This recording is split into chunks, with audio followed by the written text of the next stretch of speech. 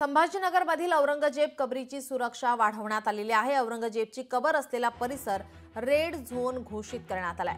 संभाजीनगरमधील औरंगजेब कबरीची सुरक्षा वाढवण्यात आली आहे। औरंगजेब कबर परिसर आता 18 एप्रिलपर्यंत रेड झोन म्हणून घोषित करण्यात आलाय। औरंगजेब कबर परिसरात ड्रोन उडवण्यास बंदी घालण्यात आली आहे। कबरीचे कापड हटवून लोखंडी पत्र्याची आता तटबंदी उभी करण्यात येते।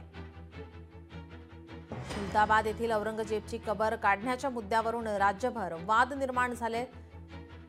एकीकडे पोलिसांचा कडक बंदोबस्त लावलेला आहे। कबरीच्या पाठीमागील संरक्षक भिंतीवरून आता आतमध्ये कोणी जाऊ नये यासाठी लोखंडी अँगलला पत्रे लावण्यात आलेले आहेत। कबरीपर्यंत कोणत्याही बाजूने कोणीही आतमध्ये येऊ नये यासाठी सुरक्षा कवच हे वाढवण्यात आलेला आहे।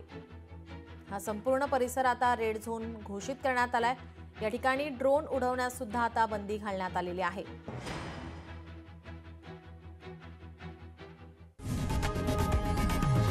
लोकशाही मराठी ऐका, पहा, जागरूक रहा।